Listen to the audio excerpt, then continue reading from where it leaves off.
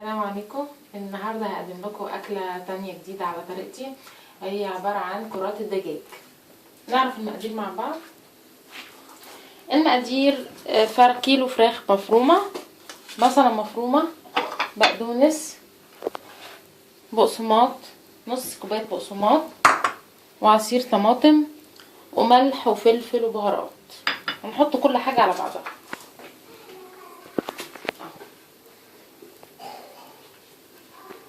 عملت فراخ قبل كده وقلت على فوائد الفراخ. طبعا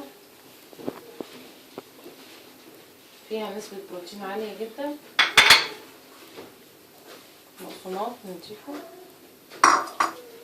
الملح والفلفل والبهارات نضيفها كده كلها، وهنخلطهم كلهم مع بعض.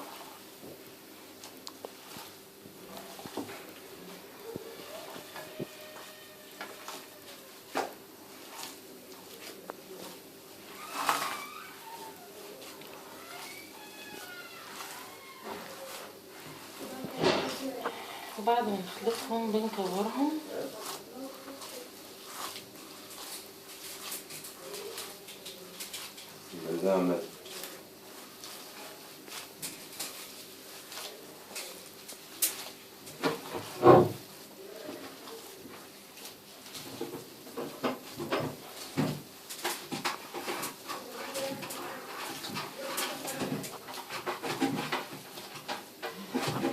نكور كرات متوسطة كده.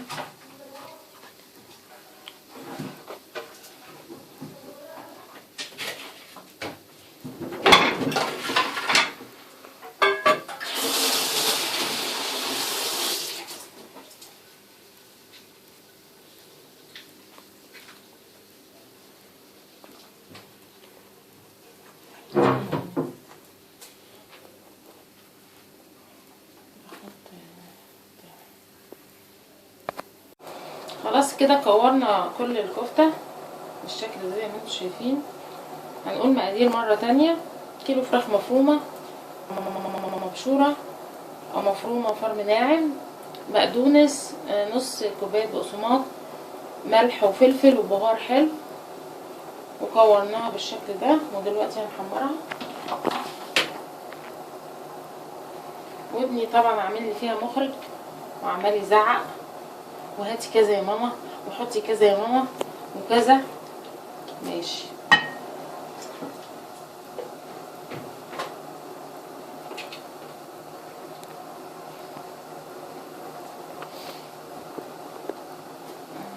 الزيت يسخن.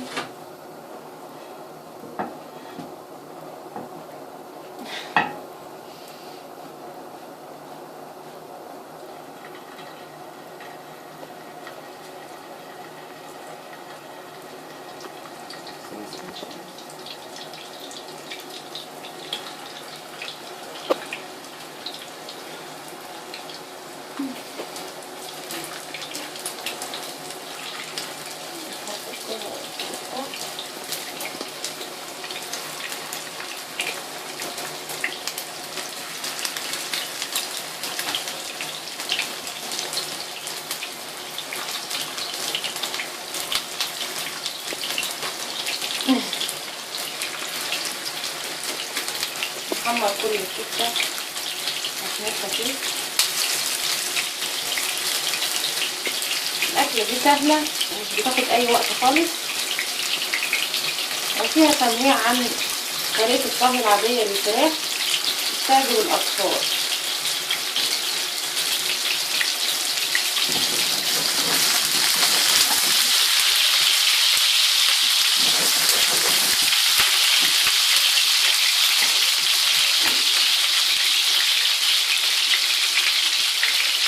فراخ من الأكلات السهلة الجميلة.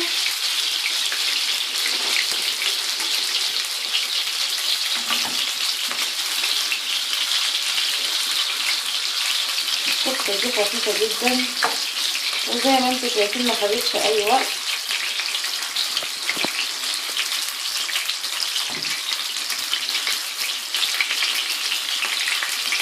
ابني عمال يقول لي علي صوتك علي صوتك، عامل لي فيها مخرج. وعمال يزعق نافع كده. واحد تاني واقف لي اهو بره.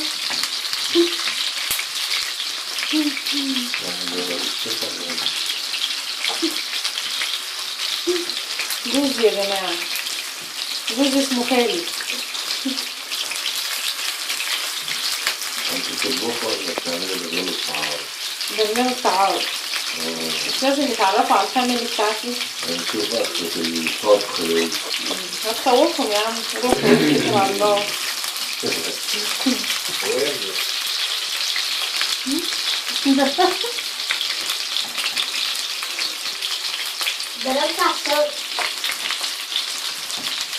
هنكمل تحميل كرات الدجاج ونرجع مرة تانية.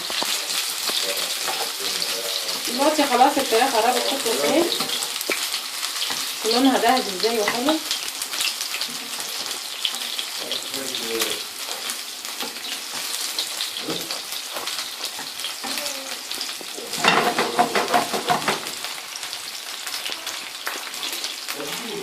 تنويع يا جماعة، احنا كل يوم بنحتار على الأكل، نعمل ايه نعمل ايه، وانا زهقت اصلا من عمايل الأكل دي بصراحة.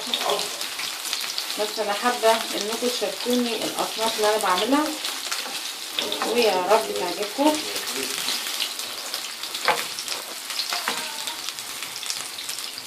نطلع بقى من الفراخ ونطلعها على مناديل عشان تتصفى من الزيت.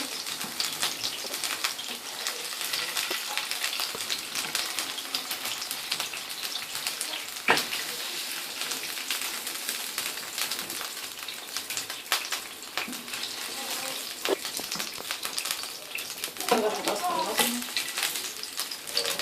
ده يا جماعة كيلو من الفراخ المفرومة فرم ناعم، انا فرماها في الكبة. هحط بقى دلوقتي حاجة تانية على النار، زيت خفيف مش كتير، زيت حاجة بسيطة.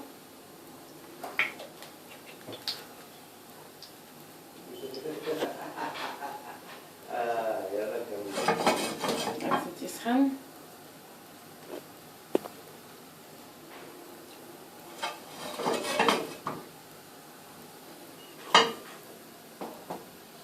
ابني بيعكسني يا جماعة بس مش عارف. انا هغير المخرج يا محمد وهغير المصور. نحط معلقة خل،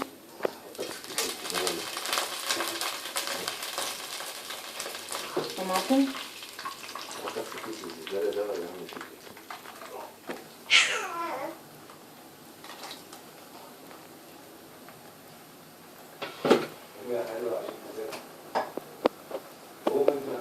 رشة ملح،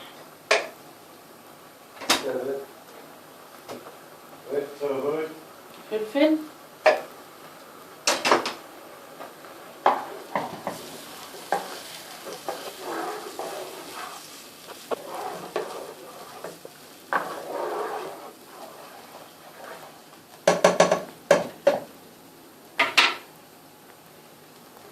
وممكن ان احنا ناكل فراخ كده بس مش بتبقى مستوية قوي يعني، ان احنا ما قليناهاش جامد، احنا مجرد بس شوحناها في زيت خفيف. وهي الاكله كده لازم تبقى مع صوص الطماطم.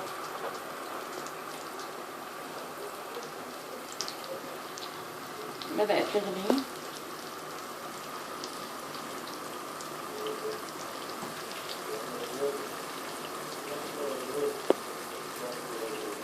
بعد ما تغلي هنحط كرات الدجاج ونسيبها تستوي. هي خلاص مستوية تقريبا، بس لازم انا عايزة ادي غلوة الاول للطماطم، مش هتتسبك بس تديها غلوة كده.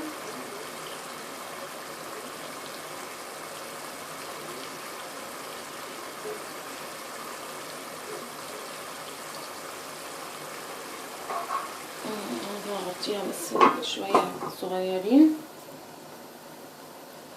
لحد ما تستوي، ما قصدي الطماطم تتسبك. وابني لخمني يا جماعة، مش عارفة اعمل حاجة خالص.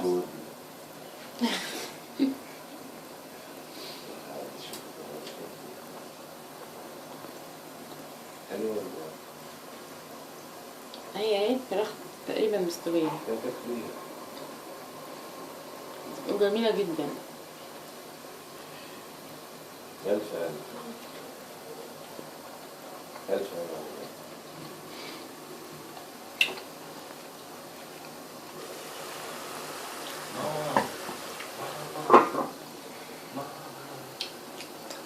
بشجعك.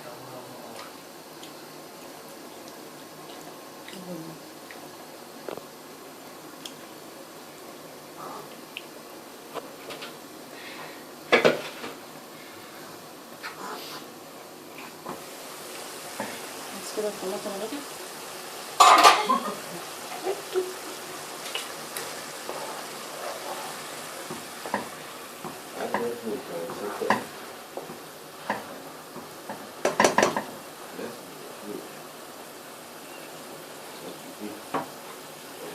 نحط بقى كرات الدجاج في الطماطم. نبخن حضرتك.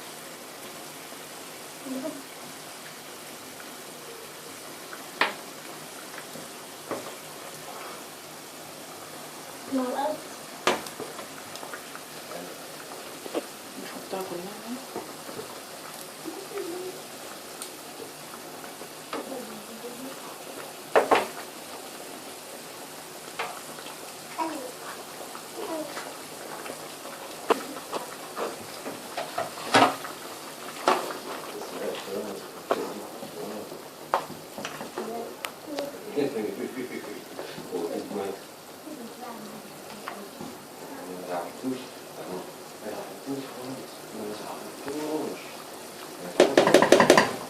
هسيبها بقى.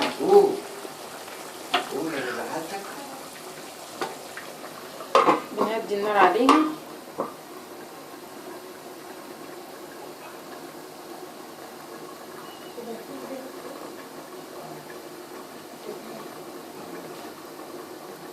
وبنرجع تاني بعد ما تستوي.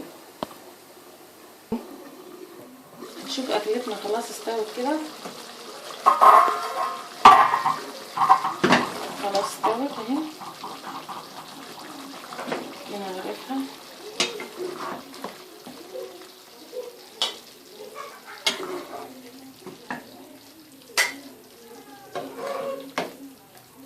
مش بيبقى فيها صوص كتير.